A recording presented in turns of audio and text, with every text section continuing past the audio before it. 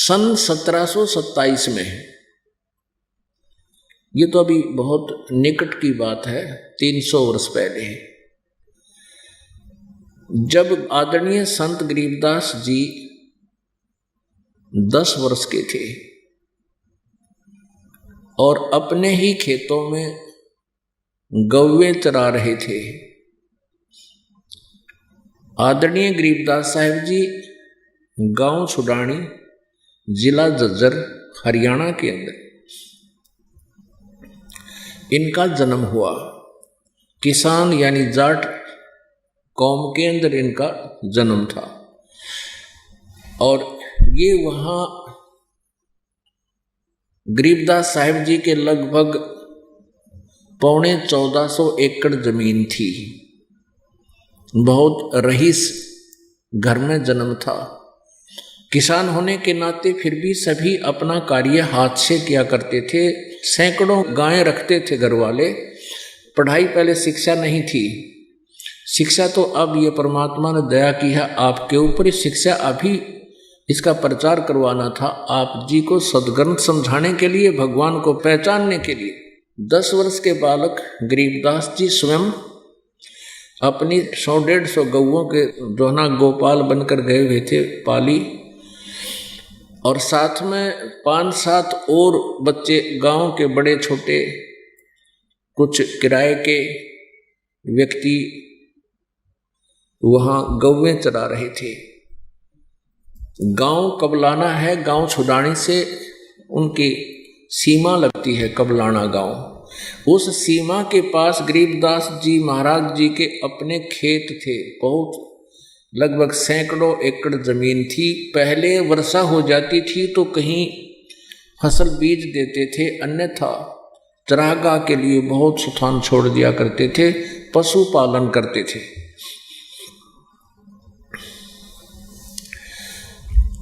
उसमें गरीबदास साहिब जी गौवें चरा रहे थे, साथ में 8-7 और पाली यानी गोपाल थे। परमेश्वर पूर्ण ब्रह्म सतपुरुष कबीर जी सन 1518 में सह शरीर गए थे सतलोक में, और फिर सन 1727 में फिर परमात्मा एक जिंदा महात्मा का रूप बना के वहाँ जहाँ गरीबदास साहिब जी गौवें चरा रहे थे 10 वर्ष के बालक, वहाँ सतलोक से आकर प्रकट हो गए। लगभग 200 वर्ष के उपरांत एक साधु वेशभूषा में, जिंदा की रूप में, जिंदा महात्मा होते मुसलमानों में, वो एक काला सा टोप पहनते ऊपर ऐसे छोटे से वाला, और एक काला ही ओवरकोट पहनते हैं घुटनों से नीचे वाला, एक अंडरवियर लंबा सा पहनते हैं। ऐसी वेशभूषा वाले को जिंदा महात्मा कहते हैं। उस रूप में वहाँ आगे जहाँ बालक दोपहर के समय जंडी के पेड़ के नीचे छाया में बैठे थे, गौवें कहीं बैठी थी दूसरी पेड़ों के नीचे, कुछ घास चल रही थी, और सभी जो गवाले थे वहां बैठे थे। अब परमात्मा जब वहां आकर जैसे ऐसे चलकर आए जैसे कोई रास्ते चलता अतिथि हो, तो परमेश्वर ने उनको नमस्कार कहा, राम राम कहा। सभी बड़े छोटे सब ने प्रत्युत्तर दिया, राम राम कहा, और कहा महाराज जी आओ भोजन पाओ। वो खाना खा रहे थे पाली ग्वाले। परमेश्वर ने कहा भी खाना नहीं खाऊंगा, मैं खाना अपने गांव से खा कर आया हूं। पालियों ने पूछा आपका गांव कौन सा है? कि सतलोक है मेरा गांव। कितनी दूर है यहां से? परमेश्वर ने बताया कि 16 शंख कोस की दूरी पे। अब पालियों ने शंख का पता नहीं था, वो 16 कोस सुन ली। 16 कोस माने ये समझो 40-45 किलोमीटर दूर है। तो पालियों ने कहा, ग्वालों ने कहा कि महाराज जी आपको तो भूख लगी होगी, इतनी दूर से चलकर आए हो, महाराज जी ने कहा परमात्मा ने कि नहीं, भोजन नहीं खाऊंगा मैं। तो पालियों ने कहा भोजन नहीं खाओगे, दूध तो पीना ही पड़ेगा। यानी अतिथि सत्कार करते हुए एक ऐसे प्यार से कहा कि नहीं, दूध तो महाराज जी पीना ही पड़ेगा, हम अतिथि को ऐसे नहीं जाने देते बगैर कुछ आहार कराए। तो परमेश्वर ने कहा भी मैं तो कंवारी गाय का दूध पीता हूं, कंवारी गाय का दूध पीऊंगा। तब पाली कहने लगे, गवाले कहने लगे जो बड़े बड़े थे कि बाबा जी आप तो मजाक करते हो, आपकी दूध पीने की नीयत नहीं है, आप मजाक मत करो, कंवारी गाय कभी दूध दे सकती है?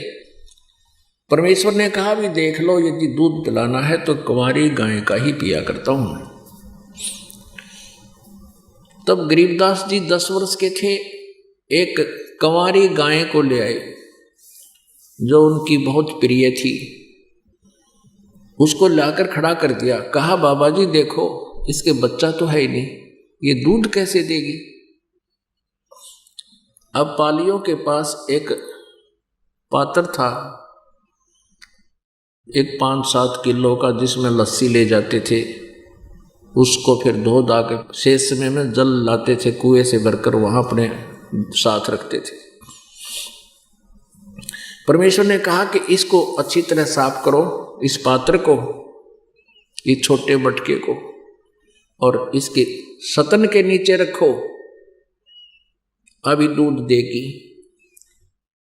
अब गरीबदास जी ने वो नीचे से वो पात्र पकड़ दिया, उसके थनों के नीचे कर दिया। अगले बाबा जी परमेश्वर कबीर जी ने कमर पर थपकी लगा दिया, आशीर्वाद दे दिया। लंबे लंबे सतन हो गए, अपने आप दूध चल पड़ा, पात्र भर का भरते ही बंद हो गए। अब गरीबदास जी ने कहा कि ले भगवान आप पियो, आपने ही रजा बख्शी है। अब आधा दूध परमेश्वर ने पिया, ऐसे मुंह लाकर सीधा है, और आधा कहा ले वे पालियो गवालो तुम पी लो, ये दूध यहाँ का नहीं है, ये ऊपर के लोक तो आया है। अब जो बड़े पाली गवाले थे वो कहने लगे हम ना पीवें, ये पाप का दूध, कंवारी गाय का दूध काट दिया तने, ये जादू जंत्र का हम ना पीवें। वो तो उठकर चले गए। अब 10 वर्ष के बालक गरीबदास जी भोले भाले पुण्यात्मा, उन्होंने कहा ला बाबा जी मैं पीऊंगा आपका जूठा दूध, और वो उन्होंने पान किया। वो तो सतलोक से आया हुआ था। तब परमेश्वर ने कहा बेटा भक्ति किया करो, मनुष्य जीवन वैसे नहीं मिलता। तो गरीबदास जी ने कहा जी हम भक्ति करते हैं, शिव जी की पूजा करते हैं, जैसा कि हम जानते अपनी 10-8 घंटा तक उन्होंने बताई, हम ऐसे भी करते हैं, श्राद्ध भी निकालते हैं। तो परमात्मा ने उनको डिटेल से समझाया, और परमेश्वर ने अपनी जो लीला वो किया करते हैं वो लीला की, और गरीबदास जी के अंदर प्रबल प्रेरणा होगी कि प्रभु हम कहाँ से आए हैं, वो स्थान एक बार मुझे दिखा दो। तब परमेश्वर उनकी आत्मा को, उस प्यारी आत्मा को शरीर से अलग करके सचखंड लेकर गए सतलोक में। रास्ते में सारे ब्रह्मांड दिखाए, ब्रह्मा जी, विष्णु जी, शिव जी के लोक दिखाए, दुर्गा का लोक दिखाया। ये नकली सतलोक, अलखलोक और अगम अनामी लोक काल ने रचना करवा रखी है ब्रह्मलोक में, वो दिखाए। जहां ये काल गुप्त रहता है वो स्थान दिखाया। अक्षर पुरुष के साथ संग ब्रह्मांडों का दायरा दिखाया कि ये अक्षर पुरुष के। उसके बाद फिर अपने सचखंड में भंवर गुफा पार करके सचखंड में लेकर गए, सतलोक में लेकर गए। अब वहां क्या देखा, जैसे अभी आपने ऋग्वेद मंडल नंबर 9 और सूक्त नंबर 1 मंत्र नंबर 8 में पढ़ा कि उस परमेश्वर को उग्र गतियां प्रेरणा करती हैं, यानी ऐसी परिस्थिति आ जाती है, हाहाकार मच जाता है, तो परमात्मा उन परिस्थितियों से प्रेरित होकर के पृथ्वी लोक पर आता है शांति स्थापित करने के लिए। और वो भासमान यानी हल्का तेज पुंज का शरीर धारण करके आता है। 3 प्रकार से वो लीला करता शरीर की, उसके 3 प्रकार से वो अपना यहाँ प्रकट होता है। जैसे एक प्रकार से तो सतलोक में, सचखंड में एक बहुत बड़े गुमज में साकार रूप में विराजमान है, एज मनुष्य दृश्य शरीर है उनका, इतना तेजो में शरीर है, एक रोमकूप में करोड़ सूर्य करोड़ चंद्रमा मिला दे, दोनों की रोशनी भी फीकी पड़े। और उधर से वो एक अन्य हल्का तेज पुंज का रूप बना करके जन साधारण की तरह एक साधु संत रूप में आता है। और तीसरी लीला वो करता है शरीर से, जैसे एक बालक रूप धारण कर लेता है, शिशु रूप धारण करता है। ऐसे 3 प्रकार से वो अपनी लीला करता है, ऐसे 3 प्रकार के वो शरीर है उस परमात्मा का। गरीबदास जी नीचे से गए, उनके साथ साधु रूप में थे परमात्मा। आगे जब सचखंड में पहुंचे तो वहां एक अलग से गुम्बद के अंदर, बहुत बड़े गुम्बद में, गोल गोल गुम्बद, सफेद सफेद, बहुत लंबा चौड़ा, बीच में परमात्मा का सिंहासन लगा था, उस पर विराजमान थे वो परमात्मा जिसके एक रोमकूप में करोड़ सूर्य करोड़ चंद्रमा मिला दे तो भी रोशनी परमात्मा की अधिक रहे। नीचे से जो एक साधु रूप में आए हुए वापस गए थे प्रभु, वहां एक चंवर रखा था, वो चंवर उठा के और सिर पर ढुराने लगे, सिर के ऊपर हिलाने लगे। तो गरीबदास जी की आत्मा ने, गरीबदास जी ने सोचा कि वो पूर्ण परमात्मा तो ये तख्त पर बैठा है, ये होगा, यही है, और ये बाबा जी संत इसका नौकर है, इसके चंवर कर रहा है। उसी समय जो सिंहासन पर विराजमान थे प्रभु वो खड़े हुए, और नीचे से जो बाबा जी के रूप में परमात्मा गए थे, संत के रूप में, जिंदा के रूप में, वो अनंत कोट ब्रह्मांड के कंट्रोलर के सिंहासन पर विराजमान हो गए। और वो तेजो में शरीर जो भगवान दिखाई देता वो उस बाबा जी पर चंवर कर रहे हैं, एक सेवक की तरह। अब गरीबदास जी सोच रहे हैं भी बाबा जी बड़ा कमाल का संत, यूं तो भगवान इसके ऊपर इसकी सेवा कर रहा है, इसकी चंवर कर रहा है। इतने में क्या हुआ, वो तेजो में शरीर जो बाहर चंवर कर रहा था वो देखते ही देखते जो नीचे से परमात्मा गए थे संत रूप में, उसके अंदर समा गए। अकेले वो जिंदा महात्मा के रूप में वो परमात्मा उस सिंहासन पर विराजमान रहे, और चंवर अपने आप ऑटोमेटिकली घूम रहा है अपने आप। अब गरीबदास जी चरणों में गिर गए, ये भगवान आप तो हमें बका रहे थे, आप तो खुद परमेश्वर हो, मेरा बड़ा भाग्य उदय हुआ, आप मुझे भगवान खुद चलकर मिल गए। ये भगवान मुझे यहीं रख लो, मुझे वापस ना भेजो, वहाँ तो बहुत गंदा लोक है, हाहाकार मची है, इतना सुंदर लोक भगवान हमने कभी देखा ना सुना, मुझे यहीं रख लो। परमात्मा बोले नहीं बेटा, वापस जाओ, मेरे गवाह बनो। सारी सृष्टि रचना सुनाई परमात्मा ने गरीबदास जी को, बेटा तुम्हारे साथ इनके साथ ऐसा धोखा हुआ है, वापस जा और मेरी महिमा का गुणगान कर, तेरे साथ रहूंगा। गरीबदास घबराइए मत ना। उधर से क्या हुआ कि गरीबदास साहब जी 10 वर्ष के बालक परमात्मा के जो साधु रूप में थे उनके सामने बैठ गए थे, ऐसे सुखासन पर जैसे आम आदमी बैठा होता है, और ऐसे बैठे बैठे उनकी शरीर से आत्मा निकाल ले गए परमात्मा, वो मृत तुल्य हो गए, लेकिन बैठे रहे जो के तो शरीर ऐसा ऐसा सथी रहा। अब 2-3 घंटों के बाद वो दूसरे जो बड़े बड़े गवाले थे, पाली थे, वो आए। उन्होंने कहा कि उस लड़के को लाओ बुला के।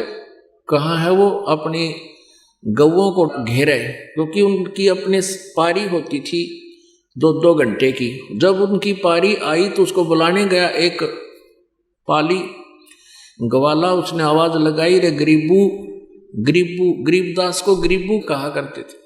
अरे गरीबू आजा, तेरा नंबर आ गया गाय घेरन का, गाय चराने का। सामने बैठा दिख रहा है, आवाज लगा रहा है दूर से, लेकिन वो नहीं उठ रहा है। निकट जाकर देखा वो तो ऐसे बैठा है अब उस पाली ने कहा, ए भगत जी, पकड़ के हाथ खड़ा हो ले, ये बन गया साधक, उठ तेरा नंबर आया है। वो ऐसे लुढ़क गए पीछे को, उनमें तो आत्मा नहीं थी। और उसने आवाज लगाई कि भागो भागो, गरीबू मर गया। वो सारे पाली भागे आए, देखा सचमुच ये तो मर गया। वो कहने लगे मरना ही था, इसने जंतर मंत्र का दूध पी लिया, जादू जंत्र का दूध पी लिया। इकलौता पुत्र था, बहुत बड़ा रईस उसका पिता था। 12 वर्ष के बाद अकेला पुत्र उत्पन्न हुआ था। उसी की मृत्यु गांव में जब पता चला, पूरे गांव में सन्नाटा छा गया। छोटा सा गांव होता था उस समय, कोई इधर दौड़ा कोई उधर दौड़ा, सारा गांव भाग लिया जहां उस बच्चे की लाश शव पड़ा था। वहां से उठा लाए, गांव में घर में लाए, घर से फिर इकट्ठे हुए, फिर उनको अंतिम संस्कार करने के लिए उस बच्चे के शरीर को चिता पर रख दिया गया था। उसी समय परमेश्वर ने गरीबदास जी से कहा, बेटा जा, तेरे शरीर को नाश करने वाले हैं, जल्दी। 1 सेकंड के अंदर परमात्मा ने उस आत्मा को शरीर में प्रवेश कर दिया। प्रवेश होते ही वो एकदम ऐसे उठे, सारे बंधन जो ऊपर बांध रखे थे अपने आप टूट गए, और नीचे उतरकर ये वाणी उच्चारण करने लगे परमात्मा ने, जो उनके अंतःकरण में फीड करती थी। मैं तो दे दी है बालम याणे नू, मैं तो दे दिए बालम याणे नू, मैं तो दे दी है बालम याणे नू, मैं तो दे दी है बालम याणे नू, मैं तो दे दी है बालम याणे नू, मत दे दी है बालम याणे नू। अब ये आत्मा रोती है जब इसको ज्ञान हो जाता है कि मैं कहाँ फंस गई। इस काल ने हमारे साथ अपना एजेंट छोड़ रखा, मन, इस आत्मा के संयोग से इसका जोड़ कर दिया। अब ये मालिक बन बैठा इस आत्मा का, ये पति बन बैठा, स्वामी बन गया। मैं तो दे दी है बालम याणे नू, मत दे दी है बालम याणे नू, मैं तो दे दी है बालम याणे नू, मत दे दी है बालम याणे नू। गीता और भागवत पढ़े नहीं बूझे शब्द ठिकाने नू, गीता और भागवत पढ़े नहीं बूझे शब्द ठिकाने नू।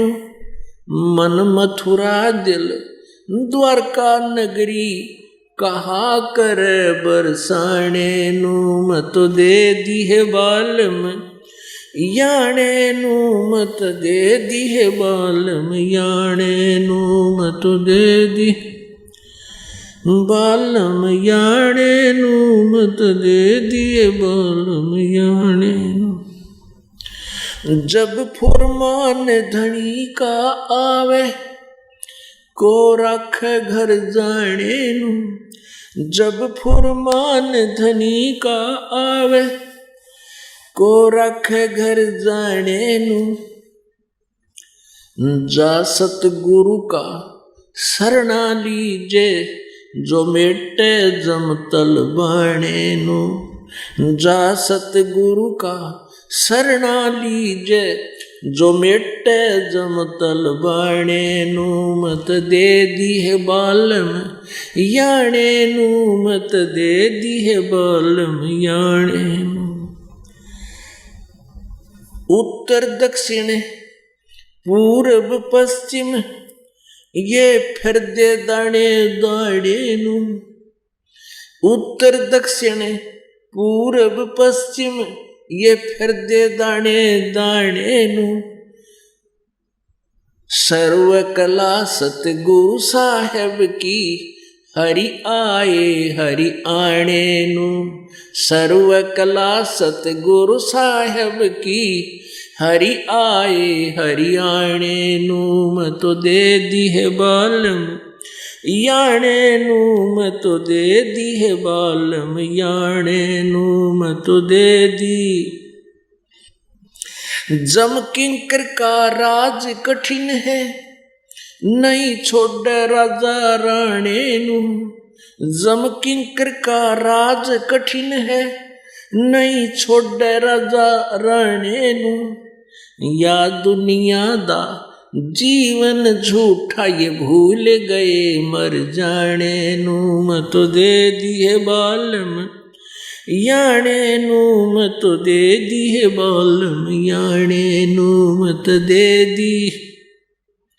याने नू मैं तो दे दिए बालम, याने।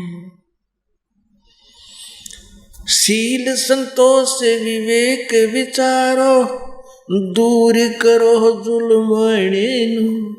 शील संतोष विवेक विचारो, दूर करो जुल्माने नू।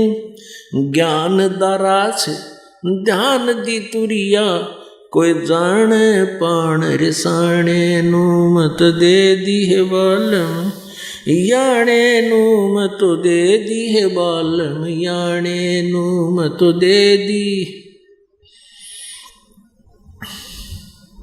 महल कपाट सतगुरु ने खोले, अमी महारस खाने नू।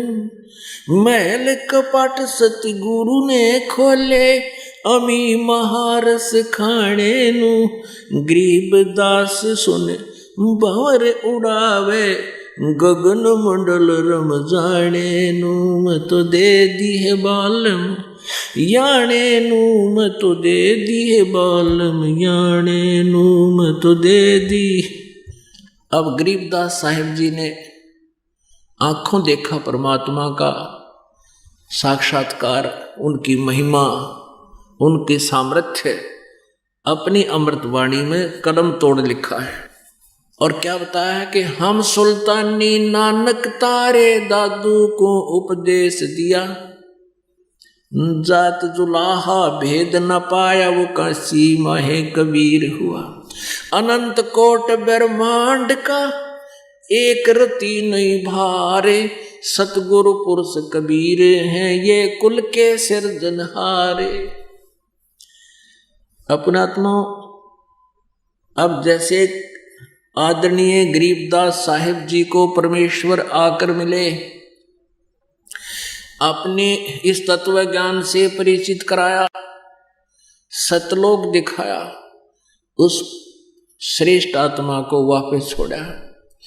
ऐसे ही परमेश्वर नानक साहिब जी, श्री नानक देव जी को बेई नदी पर, जिसमें नानक साहिब जी शादीशुदा थे, वहाँ हो चुका था, 2 बच्चों का भी जन्म हो चुका था, अपनी बहन की ससुराल में।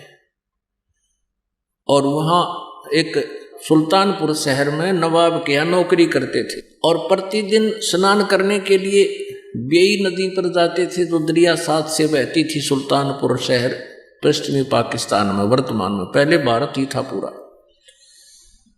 तो वहाँ परमात्मा समकालीन थे ये। परमेश्वर कबीर जी उनके पास गए थे, नानक देव जी के पास, वहाँ मिले थे बेई नदी पर किनारे पर स्नान करने जब वो गए हुए थे। अपना परिचय दिया पहले तो कि मैं ऐसे ऐसे काशी में रहने वाला धानक दुल्हा हूँ। नानक साहिब जी से काफ़ी चर्चा की। नानक साहिब जी ने बताया कि मैं श्री कृष्ण जी की पूजा करता हूँ, क्योंकि हिंदू धर्म में जन्म था नानक जी का, और ब्रजलाल पांडे से ये गीता पाठ प्रतिदिन पढ़ा करते थे बचपन में। उन्हीं संस्कारों में रंगे हुए थे, श्री कृष्ण से ऊपर किसी को नहीं मानते थे। तब परमेश्वर कबीर जी और उनकी 2 घंटे वार्ता हुई थी एक दिन सुबह सुबह, और भी 10-20 श्रोता इकट्ठे हो गए थे जो स्नान करने के लिए गए हुए थे सवेरे सवेरे। तब कबीर साहब ने उनको यथार्थ ज्ञान से परिचित कहा कि गीता जी में ऐसा भी लिखा है, मान लीजिए आप कहते हो श्री कृष्ण जी गीता का ज्ञान दे रहे हैं, वैसे तो श्री कृष्ण जी नहीं, काल दे रहे हैं गीता जी का ज्ञान। आप ही मानते हो तो समझ लीजिए कि श्री कृष्ण जी तो नासवान है। 4थे अध्याय के 5वें श्लोक में कहते हैं, अर्जुन तेरे और मेरे बहुत जन्म हो चुके। तो नहीं जानता, मैं जानता हूं। गीता जी दहन नंबर 18 के श्लोक नंबर 62 में कहा कि तू सर्वभाव से उस परमेश्वर की शरण में जा जिसकी कृपा से परम शांति और सनातन परम धाम को प्राप्त होगा।